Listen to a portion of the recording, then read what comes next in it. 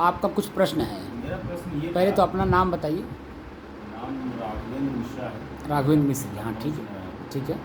और मेरा प्रश्न ये है कि संसार में जो दुख का एक मूल कारण यहाँ लोग अपने अपने से जोड़ते हैं कि संपन्न परिवार में पैदा हुआ तो उसको दुख नहीं होता है, सुख हो, खाली सुख सुख हो। होता है, और विपन्न परिवार में पैदा हो गया तो दुख होता है। अब विपन्नता विभिन्न प्रकार की है। कुछ ऐसे भी विभिन्न हैं जिनके पास वास्तव में न रहने का स्थान है और न कोई जीविकोपार्जन है। ऐसी दशा में उसके सामने सबसे बड़ी समस्या उत्पन्न होती है जीविकोपार्जन, और जीविकोपार्जन की दिशा में प्रयास करने के बाद वो संसार के मायाजाल में फंस जाता है। ये वर्तमान की बहुत बड़ी समस्या है।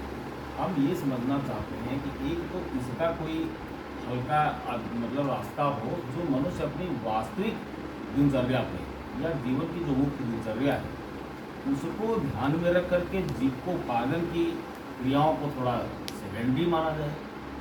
लेकिन इसमें अभी तक कोई ऐसा हमको साधन नहीं मिला किसी योग से, किसी प्रकार विद्या से, कि मनुष्य की यह दुख की भावना केवल जीविकोपार्जन वाली इसको थोड़ा कम हो और बाकी चीज़ें उत्पन्न हो। तो इसमें कैसे क्या प्रयास कर सकते हैं? ये बात लोगों की दुख की भावना को कैसे निकाला, कम किया जाए। मेरा जो उद्देश्य यही है, मेरे जो साधना का उद्देश्य है वो यही है जो आपने अभी प्रश्न किया है। ठीक है, आपका जो प्रश्न है बहुत अच्छी प्रश्न है, और इसी प्रश्न का खोज आज के 10,500 वर्ष पहले जो ऋग्वेद है, ऋग्वेद के जो ऋषि हैं इसी प्रश्न का उत्तर दे रहे हैं। ठीक है, जो आज आप खोज रहे हैं इसी प्रश्न का उत्तर उन लोगों ने खोजा उस समय में। तो उन लोगों ने जो शब्द दिया है उस शब्द के सहारे जब हम चलेंगे तो बातें समझ में आ जाती हैं। उन्होंने एक शब्द दिया जड़ और चेतन। पढ़े होंगे आप? क्यों पढ़े हैं ना, जड़ और चेतन। तो जड़ और चेतन, प्रकृति और पुरुष, क्षेत्र और क्षेत्र, ये 3 शब्द आपको मिलेंगे। प्रकृति, पुरुष, जड़, चेतन, क्षेत्र और क्षेत्र, 3 शब्द हैं और तीनों डबल हैं। इन जब दोनों शब्दों को हम समझते हैं तो प्रकृति ही जड़ है और जड़ ही प्रकृति है और वही क्षेत्र है। ठीक है, और जो उसमें चेतन है उसको पुरुष कहते हैं, और पुरुष ही चेतन है और चेतन ही पुरुष और वही क्षेत्रज्ञ है।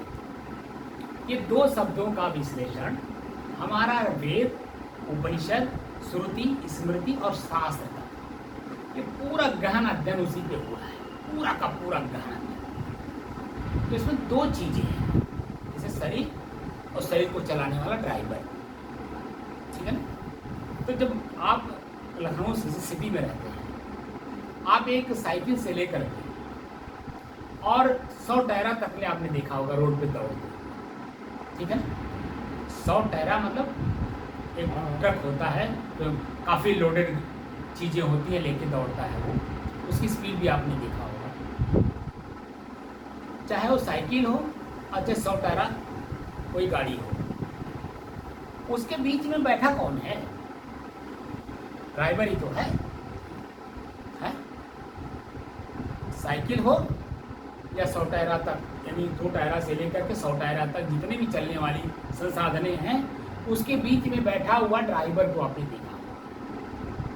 वो ड्राइवर जो 100 टायरा पे बैठा हुआ मोटरसाइकिल से डायरेक्ट उस पर नहीं गया है। डायरेक्ट मोटरसाइकिल से 100 टायरा लेकर के नहीं चला रहा है, उसके लिए उसने ट्रेनिंग लिया है बाकायदे। मोटरसाइकिल भी सीखने के लिए किसी से माध्यम लेकर के सीखा जाता है। मोटरसाइकिल ही नहीं, साइकिल भी सीखने के लिए किसी का सहारा लिया जाता है। जब सहारा लेकर के सीखते हैं वही एक दिन फर्राटेदार हम लोग चलाते हैं। उसी तरह से जो हमारा शरीर है, ये शरीर हमारा है, हम शरीर तो है नहीं। तो दुख का कारण तो सबसे पहले यही है कि हम शरीर को मैं मानते हैं। मूल कारण जो है कि शरीर ही मैं हूँ, ये जो मैं मान लिया हूँ ये सबसे बड़ा कारण है, जो कि मैं शरीर हूँ नहीं। जैसे गाड़ी ड्राइवर नहीं है, ड्राइवर गाड़ी नहीं है, दोनों 2 है ना, 2 हैं। तो गाड़ी पे जब ड्राइवर अपने आप को मानता है कि मैं ड्राइवर गाड़ी में बैठा हूँ, तो गाड़ी को सुचारू रूप से लेके चलता है। अब सामने भी देखता है, बाएं भी शीशा लगा रहता है, उस पर भी गाड़ी ध्यान। वो अपना शरीर मानता है। नहीं भाई, नहीं, गाड़ी को ड्राइवर जो है शरीर मानता है कि कहीं इसमें गाड़ी में खरोच ना आ जाए। हाँ, वही वही ड्राइवर हुआ जैसे ना। अभी जैसे गाड़ी की बात कर रहा हूँ, तो गाड़ी पे जब ड्राइवर अपने को मानता है कि मैं गाड़ी में बैठा हूँ, ड्राइवर मैं हूँ, तो वो जब मैं बाएं भी देखता है कि उधर से भी कोई आ जाता है, वही तो दाएं भी देखता है कि इधर से कोई ओवरटेक नहीं कर रहा है, सामने भी देखता है, एक बीच में भी शीशा होता है। बस में आपने देखा होगा कि अंदर में जो यात्री हैं उन पर भी ध्यान रखता है ड्राइवर जो है सब पर ध्यान रखता है, और उसका दिमाग अपने गाड़ी पर भी है कि हमको ब्रेक कब लेना है। आँख तो सामने है, लेकिन क्या आँख पैर तो नहीं हो जाएगा ना, आँख हाथ तो नहीं हो जाएगा, आँख मुंह तो नहीं हो जाएगा। तो जिसकी आँख खाली देखता है, मन को बताता है।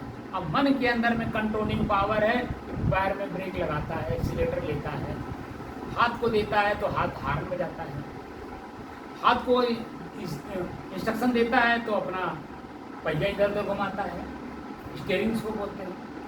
तो कुल मिला करके देखा जाए तो जो शरीर है, शरीर को मैं मानने वाला ही हमेशा कष्टित रहेगा, और वो चाहे हम हो चाहे आप हो। आपका मतलब पूरा समाज, और मैं मतलब मेरा साधु समाज, ठीक है।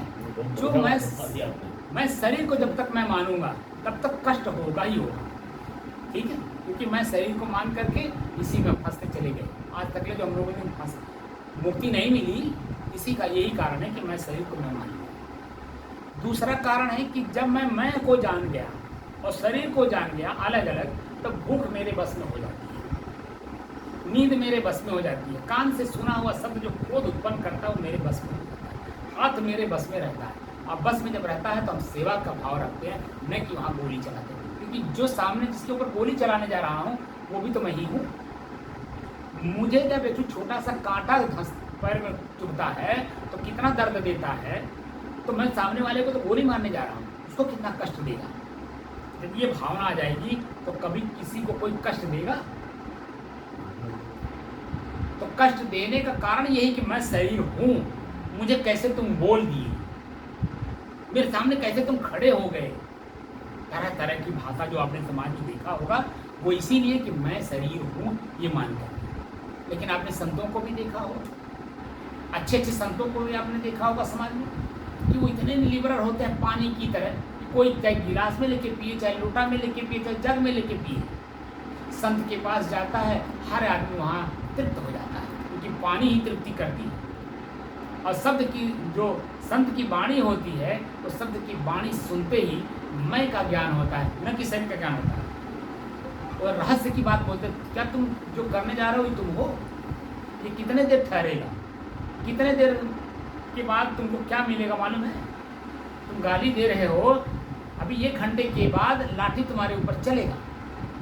तो अभी आपने जबान को अगर बंद नहीं किए तो दूसरा एक आदमी सुनेगा तो अवॉइड कर गया, दूसरा भी सुन के अवॉइड किया, तीसरा थोड़ी ना अवॉइड करेगा। जो तुम अपने को मैं मान करके बोल रहे हो, वो तीसरा भी मैं मान करके सुन लेगा। अब तो पता चला उसने उठा के लाठी मार, तब क्या होगा, तो शरीर को कष्ट होगा, मन को कष्ट होगा। इस तरह से शरीर को मैं मानना ही सबसे बड़ा भूल है, और यही दुख का कारण है। लेकिन मैं शरीर नहीं हूँ ये मान लेना और शरीर का सदुपयोग करना, ये सुख का कारण है। बात समझ में आ रही? और बहुत उत्तम आपने विचार दिया है। भाई मनुष्य अगर अपने शरीर को, जो आप बता रहे हैं, इस बात को समझ ले, तो पूरे संसार की आधी समस्या तो उसकी पहले ही कम हो जाती है, और बाकी प्रयास करने से अपने रास्ते पे आ जाएंगे। क्योंकि शरीर का भी सदुपयोग करेंगे ना, सारी समस्याएं खत्म। शरीर का हम सदुपयोग करेंगे, समय का सदुपयोग करेंगे, बुद्धि का, दिल का, दिमाग का, हर चीज़ का सदुपयोग करेंगे। वही चीज़ देखिए, गरीब कब है। तो मुझे ये लग रहा मादी कि इसका मतलब ये है कि शुरुआत में जैसे शिक्षा के दृष्टिकोण से लोग बच्चे को शुरुआत में शिक्षा के उसमें स्कूल विद्यालय में प्रवेश देते हैं, उसके साथ साथ इस योग साधना का भी जो बहुत बड़ा महत्व है, जो कि योग का मतलब होगा जैसे आजकल जो योग का जो प्रचलन चल गया है वो आसन और प्राणायाम तक, वो तो स्वास्थ्य वर्धक के हिसाब से माना जाता है। तो अपने आप देखिए, वो केवल गाड़ी को सही करता है। हाँ, गाड़ी के ड्राइवर को नहीं ना ठीक करता है। ड्राइवर तो दारू पी रहा है, नशा में है, वो तो खुद ही नशा में है, तो गाड़ी कब एक्सीडेंट करेगा तो हमारे को पता नहीं हो। तो हम खुद नशे में हैं और शरीर को ठीक करने में लगे हैं, तो बताइए कैसे होगा। लेकिन मैं इसीलिए मैं यहाँ पे आसन नहीं कराता हूँ, प्राणायाम नहीं कराता हूँ, कोई क्रिया भी नहीं कराता हूँ। योग में बहुत सारी क्रियाएं भी हैं, मैं जानता भी हूँ, लेकिन मैं नहीं कराता हूँ। मैं सीधे अपने श्वास को अपने से अलग महसूस कराने का अभ्यास करता हूँ। चाहे जब तक श्वास अलग महसूस नहीं होगा, इस शरीर और शरीर से जो शरीर के पार्ट्स हैं वो अलग अलग महसूस नहीं होंगे। और जब तक अलग अलग महसूस नहीं होंगे, जैसे हमको जब सोना है तो आँख बंद किए बिना नींद आएगी, आँख खोले हुए हैं, टीवी देख रहे हैं, मोबाइल पे कुछ ना कुछ देख रहे हैं, तो नींद कैसे आएगा? बल्कि साइड इफेक्ट होता है। आप सोए अगर मोबाइल देखेंगे तो आपकी आँख की रोशनी बहुत जल्दी जाएगी। अभी हम नहीं कुछ कह रहे हैं, ये वैज्ञानिक शोध बता रहे हैं। इसीलिए सोते सोते मोबाइल नहीं देखा जाता। ऐसा भी वैज्ञानिकों का शोध आ रहा है कि सोते सोते मोबाइल नहीं देखा जाता। और मोबाइल भी देखें तो दूर रख करके देखें, नज़दीक की रोशनी चली जाएगी। कान में लीड ना लगाने की सुनने की क्षमता कम हो जाएगी। कान में लीड लगा करके मोटरसाइकिल चल रहे हैं, ज़्यादातर एक्सीडेंट होते हैं, क्योंकि अब बाहर की आवाज़ सुन ही नहीं रहे हैं, अंदर में अपनी मस्ती में है। अब पता चला पीछे वाला जब हारन देते देते बेचारा परेशान हो गया, पता चला जब ठोक दिया, चला सुख के बजाय दुख का कारण हो गया। जो आज सुख का कारण है वही दुख का कारण हो गया। तो इसीलिए हमको क्या करना है, अपनी बॉडी को अपने से अलग, इसको गाड़ी मान के और अपने आप को ड्राइवर मान के, और ड्राइवर का भी माइंड पीसफुल हो, शांतमय हो। गाड़ी चलाते समय एकदम स्थिर है। अगर देखिए दो शब्द भी आगे मिलेगा, स्थिरता और अस्थिरता, ठीक है ना। चंचलता और स्थिरता। हमारा मन चंचल है, स्थिर है नहीं, किसी एक बात पे टिकता नहीं है, उसको बोलते चंचल। और जब तक ये काम पूरा ना हो जाए तब तक उसी भी दिशा में चलते रहना, उसको बोलते हैं स्थिरता। स्थिरता, चंचलता नहीं, स्थिरता बोलते हैं। जब तक वो काम सिद्ध ना हो जाए तब तक उसी में लगे रहना। अब काम जब सिद्ध हो जाता है उसके बाद तो सभी लोग आनंद लेबे करेंगे। मकान जब बनता है तो घर वाले, घर के सदस्य जाके देखते क्या बना रहे हो, क्यों बना रहे, तरह तरह के प्रश्न करते हैं। लेकिन जब बन के तैयार हो जाता है, देखने में बाहर से सुंदर लगता है, अरे वाह क्या बात है। जब बाहर से इतना सुंदर लग रहा है तो अंदर कितना सुंदर होगा। उनको नहीं पता कि 6 महीना लगा है, इसमें लगातार ठंडी गर्मी बरसात मान अपमान लड़ाई झगड़ा कुल किए, कोर्ट कचहरी भी जाना पड़ा है, तब जाकर के आज ये दिखाई दे रहा है। अचानक आप जो देख रहे हो, इतने परिश्रम करके आप यहाँ तक लाए, वही लगातार, उसी को कहते हैं लगातार चलना, उसको बोलते हैं स्थिरता। उसमें चंचलता नहीं। कोई आके कह दे क्या बना रहे हो, क्या बनाऊँ, तो इधर की बजाय इधर दरवाजा कर दीजिए, जो कि उधर दरवाज़ा खोल ही नहीं सकते, उधर गली है। इधर दरवाज़ा खोल सकते हैं क्योंकि इधर चौकस है, तो द्वारा भी है, फील्ड भी है। तो और आके कोई बता दिया नहीं दरवाज़ा उधर खोलने की बजाय इधर खोलिए, तो बता दिया हम हमारी क्या मानी जाएगी, स्थिरता मानी जाएगी, चंचलता मानी जाएगी, क्योंकि वो तो आके बता के चला गया। लेकिन दूसरा जो आके पहले से बता के गया, तब बाबू दरवाज़ा इधर खोलिएगा, वो आके जब इधर देखेगा दरवाज़ा, तब हमें को कहेगा यार आप कैसे महात्मा हो, आपके मन में कुछ स्थिरता है, कुछ ज्ञान है, दूरगामी दृष्टि है, तरह तरह का प्रश्न हम से करना शुरू कर देगा। बताइए हमारे अंदर में क्या है। कोई भी काम स्थिरता पूर्वक करने से उसका बेनिफिट हमें तो मिलती ही मिलती है, साथ साथ सबको मिलता है। बस समझ रहे। तो जो मैं साधना 10 दिन लगातार कराऊंगा, उसमें 10वें दिन मैं पूछूंगा, 11वें दिन, कि आज आपके पास क्या मिला, क्योंकि कमाई चाहिए ना, फल। जब पेड़ लगाया जाता है, परिश्रम किया जाता है, पानी दिया जाता है, उसका देख रेख किया जाता है, खाद पानी दिया जाता है, तो उसके फल को इंतजार किया जाता है, फल कब देगा। और जब फल मिले और कड़वा हो तो फिर दोबारा उस पेड़ को रखेंगे हम लोग। तो शरीर एक पेड़ है, इसमें हमें फल प्राप्त करना है साधना करके। कौन सा?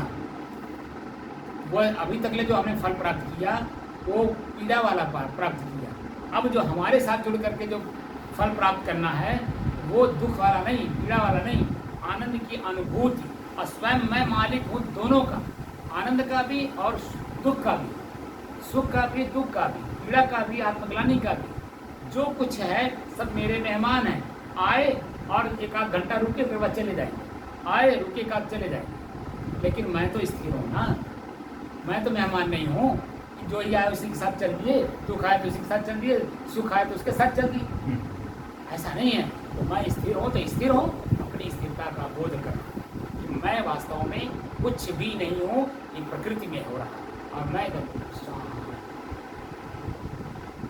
आपको खुद एहसास हो, क्योंकि अभी 1 घंटे के अंदर में मैं तो उसका अनुभव करा नहीं पाऊंगा। बहुत अच्छा, बहुत बढ़िया बताया। सारी बातें ऐसी हैं जो बंद करें, बंद करिए, बंद करिए। हम लोग एक बार आप लोगों का चेहरा दिखा दें उसमें बस। अब आप बताइए कि आपका जो प्रश्न था उस प्रश्न में कितना संतुष्ट हुए आप? बहुत अच्छा आपका इसका उत्तर है। और कारण ये था कि जो बात आजकल में प्रश्न पूछा था कि लोग अनायास जो है गरीबी की जो है दौड़ में लग जाते हैं, और उसमें थोड़ा सुधार शुरुआत में जो आपने बताया, जैसे कि शिक्षा के साथ में थोड़ा योग साधना का ये अगर ज्ञान में आ जाए तो अपना जैसे 2 चीज़ें हैं, दोनों का अलग अलग एहसास शुरू से करा दिया जाए जी जी तो कभी भी गलती आदमी नहीं करेगा। बहुत सी गलतियों से थोड़ा बच जाएगा। हाँ, करेगा लेकिन सावधानी पूर्वक करेगा। जी, काफ़ी कुछ उसको हाँ, सहज रास्ता सहज मिलेगा, क्योंकि वो खुद सहज है लेकिन अपने को खुद असहज बना लिया है, बना लिया है। मान करके, मान करके। वही कारण हम आपसे प्रश्न मैंने इसीलिए पूछा था कि आखिर इसका उद्गम कहाँ है और इसका सुधार कहाँ से संभव है। तो आपने दोनों बातें उसमें कही कि कहाँ से कैसे इसका उद्गम होता है, कैसे ये बन जाता है, और सुधार का जो आपने प्रयास बताया वो अति उत्तम बताया कि शुरुआत में जैसे लोग अपनी अपनी साधना को शुरुआत करते हैं उसमें योग साधना का बहुत बड़ा। अरे मैं बता तो रहा हूँ कि 10 दिन का साधना जो कराऊंगा, उस साधना में तो सबसे पहले मैं और मेरा शरीर, ये दोनों का एहसास कराऊंगा। और फिर जब दोबारा वो 10 दिन के लिए आएगा तो उसको अपने परिवार और समाज में शरीर में रहते हुए परिवार और समाज में कैसे रहना वो कला सिखाऊंगा। दूसरे वाले स्टेप पे 10 दिन का वो आएगा मेरे पास साधना करने, उसको 1-1 मिनट का एहसास कराऊंगा, 1-1 मिनट का, कि 1-1 मिनट जो तुम्हारे शरीर का कीमत है वो कितनी कीमत है, और तुम कहाँ उसको गड्ढे में डाल रहे हो या ऊंचाई दे रहे हो उसको, ये पूरा एहसास कराऊंगा। तो इसलिए वो सुन के सहन करने की क्षमता बढ़ जाएगी, क्योंकि वो जो वो है वो बेचारा गरीब है, गंवार है, बच्चा है, ये एहसास होगा। और आप धनवान हो इसलिए सुन के सहन करने की क्षमता बढ़ जाएगी।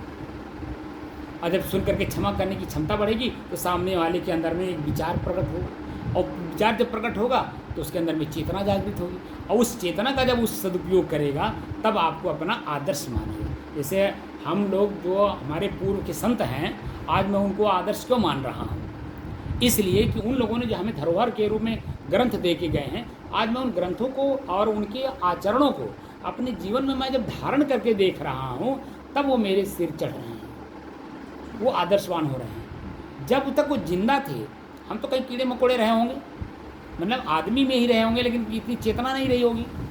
उनकी बात को सुन करके अनसुना किए होंगे, मजाक समझे होंगे, लेकिन जब आज उनकी बातों को पढ़ करके और जब जीवन में धारण कर रहे हैं तब उनके प्रति हमारी आस्था जग रही है। और जब मेरे रहते रहते आप लोग अनुभव कर लेंगे तब संतों के प्रति कितना आदर होगा, बड़ों के प्रति कितना आदर होगा, ये तो सच समझ आएंगे। समझ रहे? ये जो साधना है ये वास्तव में मूल रूप से मैं कौन हूँ का परिचय करने के लिए।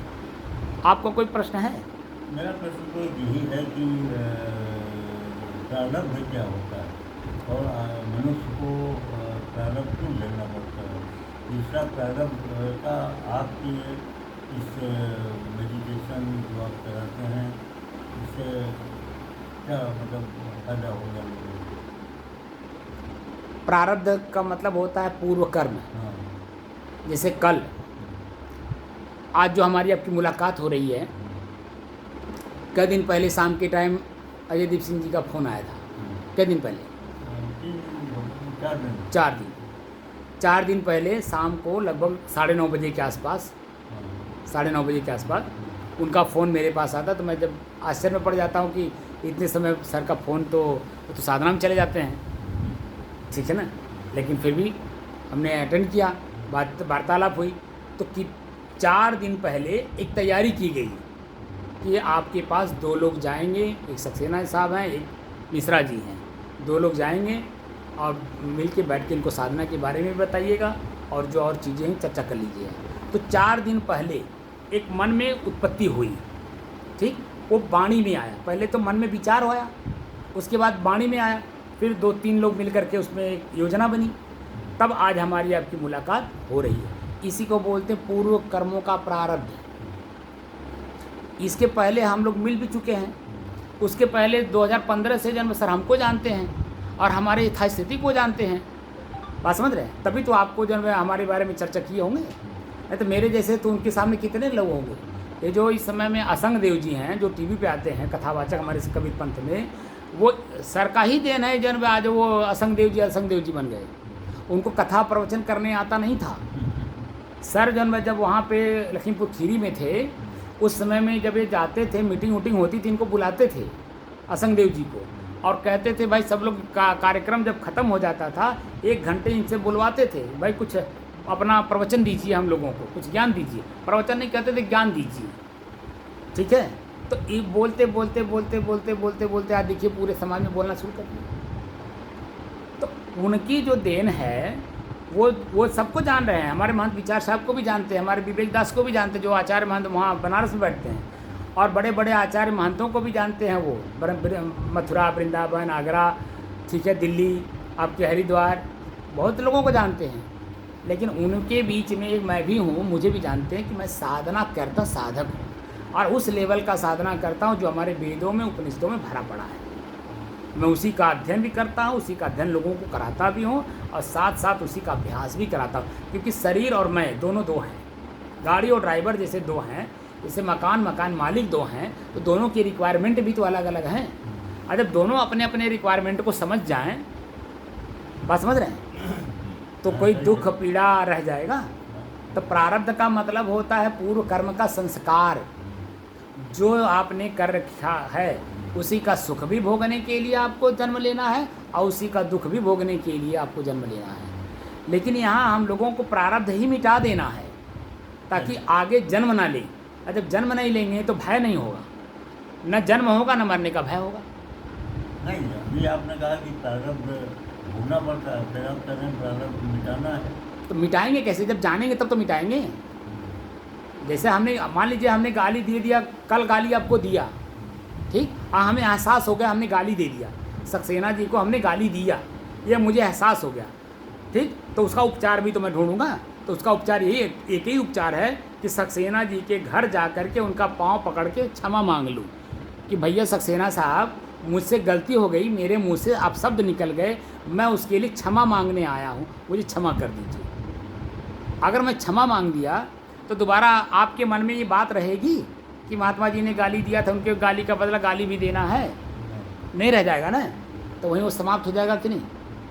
एक छोटा सा एग्जांपल दे करके मैंने समझाया आपको कि मैंने गाली दिया, ये एहसास हुआ और आपके पास जाके माफ़ी मांग लिया, तो आपको गाली देने का भाव आप मेरे प्रति नहीं रह जाएगा और मेरे अंदर में भाव नहीं रह जाएगा कि मैंने इनको गाली दिया है।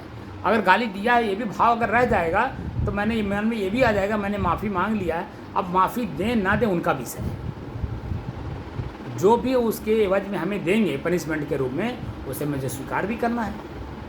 तो जो आप गाली का बदला गाली देना चाहते हैं, गाली दे दीजिए, मैं सुन के शांत कर लूँगा। मैं गाली का बदला गाली प्रतिक्रिया के रूप में दोबारा नहीं दूंगा, क्योंकि मैंने दिया है। जैसे मैं 100 रुपया अगर आपको दिया है और 100 रुपया मुझे आप लौटा रहे हो तो मुझे खुश होना चाहिए कि नहीं।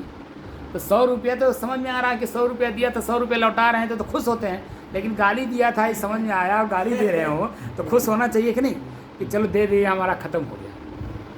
नहीं, हमारा थोड़ा आपका वो ये है कि प्रारब्ध भोग का मतलब होता है, भोग नहीं, जैसे प्रारब्ध है तो हमें मालूम ही नहीं हमने क्या किया और क्या, हाँ तो यही मालूम है क्या भुगतना है।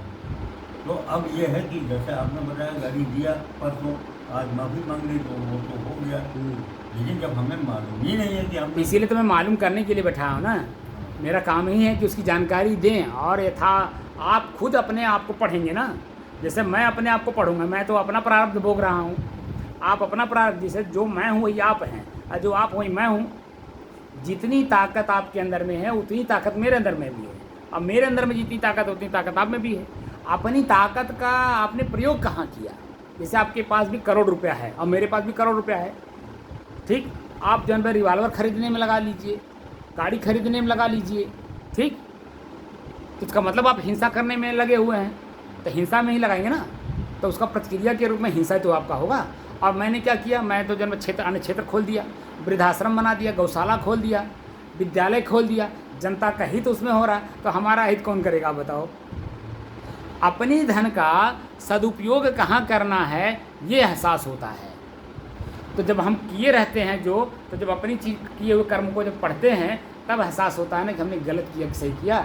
लेकिन जो पीछे हो चुका है वो तो भोगना ही भोगना है, लेकिन आगे हम ऐसा काम नहीं करेंगे कि जिससे कि फिर यही चीज़ें आगे भी भोगना पड़े। बात समझ रहे हैं?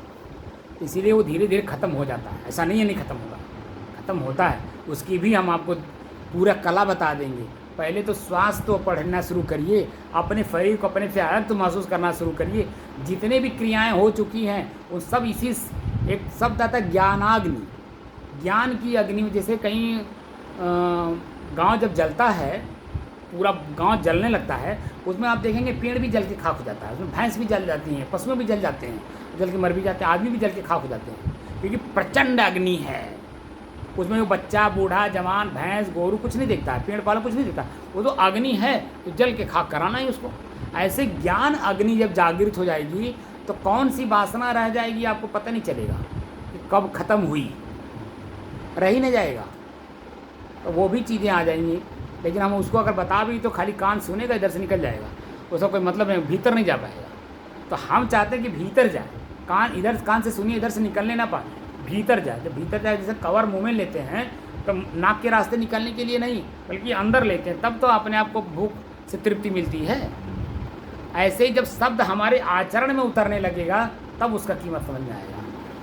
बात समझ रहे हैं? अभी आप लोगों के पास बहुत समय है, आज से लेकर मरने के बीच में जो आधी हाथ रस्सी है, कुआं आपने देखा होगा, कुआं पानी भी निकाले होंगे, तो जैसी पानी की दूरी है उतनी दूरी का रस्सी भी लगता था। हाँ, मान लीजिए 21 हाथ का रस्सी लगा है, 21 फुट, तो 21 फुट में 1 फुट मान लीजिए बर्तन में बांधने में लग गया, बचा 20 फुट। 1 फुट मान लीजिए आपके हाथ में है, ठीक, तो 19 बचा।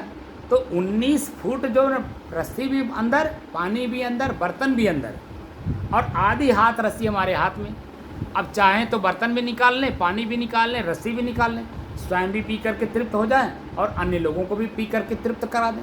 और चाहें तो आधी हाथ रस्सी छोड़ दीजिए तो अपने भी अतृप्त और दूसरे को कहाँ तृप्त करेंगे। तो हम लोगों की स्थिति यही है कि आज से लेकर मरने के पहले तक हमारी भी उम्र 51 साल हो गई। 10/4/72 डेट ऑफ बर्थ है मेरा, ठीक है। तो 51 साल 3 महीना कुछ दिन हो गए। तो मैंने अब अपना उद्देश्य बना लिया कि 50 साल, जैसे मैंने पहले भी बोलता भी था, समाज में रहते हुए मैं बोलता था, भाई देखो मैं तब तक अब समाज में हूँ क्योंकि समाज का रोटी खा रहा हूँ, मैं तब तक हूँ जब तक मेरा 50 साल पूरा ना हो जाए। तब मैं सब काम किया, वहाँ मैं मगर में रह कर के विद्यालय भी चलाया, वहाँ सारा काम किया, मैंने देखा। लेकिन 50 साल जैसे पूरा हुआ मैंने सब कुछ छोड़ दिया, बस सिर्फ साधना में लग गया। 2 साल लगभग हो रहा है, सिर्फ साधना में ही एकदम मन लगा दिया। और जो मेरे से जुड़े वो साधना से संबंधित हो तब तो मेरे से जुड़े, बाकी संसार में अगर जुड़ना तो जाएगा। हम सब उससे कोई मतलब नहीं, क्योंकि वो जिस दुख को भोग रहा है वो दुख खुद ही जब तक वो मिटाएगा नहीं तो सुख उसको मिलेगा कैसे।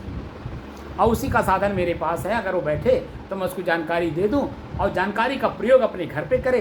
क्योंकि हमारा जो लेबोरेटरी है ना, हमारा परिवार है, हमारा शरीर है। हम जो ज्ञान प्राप्त करते हैं यानी जो धन प्राप्त करते हैं उसका खर्च कहाँ करते हैं? अपने शरीर पर और अपने परिवार पर। ऐसे ज्ञान रूपी जो धन हम जो प्राप्त करेंगे, ठीक है, फल के रूप में, तो अपने शरीर और हमारे शरीर के साथ जो संबंधी हैं उनको जब तक उसका फल नहीं मिलेगा तब तक आपके ज्ञान का कोई मतलब नहीं है। हमारा मन भयभीत है, और भयभीत क्यों है ये प्रश्न है। तो उसमें जानते, शास्त्र जानते किसको कहते हैं? शास्त्र। शास्त्र जो शब्द है उसके बारे में जानते हैं? हाँ, वो धार्मिक शास्त्र, धार्मिक चीज़ें हैं। शास्त्र, शास्त्र, शास्त्र मतलब क्या? किताब आप जानते हैं ना, कि शास्त्र नाम की कोई किताब है। हाँ, वही आप उसको समझते हैं ना। लेकिन आपको मैं बताऊं, वो शास्त्र आपके अंदर में ही है और रोज़ प्रयोग करते हैं आप, लेकिन आपको प्रयोग करने का कला नहीं मालूम है। हाँ, मुख्य रूप से प्रयोग करने का कला नहीं मालूम है, इसलिए उसका जो फल है सुख के अलावा दुख। थोड़ा सा आप इस पे आ जाओ। शास्त्र जो शब्द है वो आपके अंदर में एक शक्ति का नाम है, उसको बोलते हैं चित्त। क्या बोलते हैं? चित्त नाम का जो शक्ति आपके अंदर में है, उसी के चित्त में ही शास्त्र है। अब शास्त्र क्या है? शास्त्र शब्द को तोड़ करके दो शब्द बनाइए, इसको संधि विच्छेद बोलते हैं। संधि विच्छेद कर पाएंगे शास्त्र शब्द को? नहीं कर पाएंगे। शास्त्र, साधन अस्त्र, हाँ, साधन अस्त्र, हाँ, छह अस्त्र होता है, छह अस्त्र।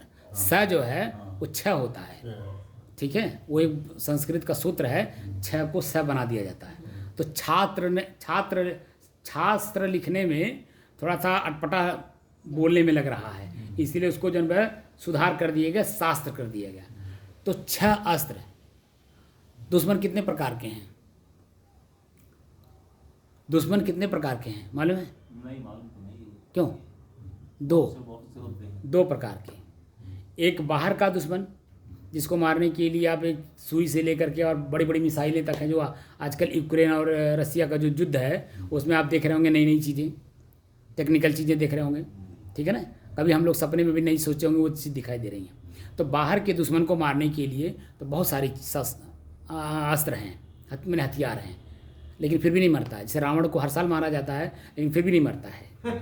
कि मरता है? रावण को प्रतिवर्ष हम लोग मारते हैं, लेकिन फिर भी नहीं मरता। क्यों नहीं मरता है? क्योंकि वो घट में है।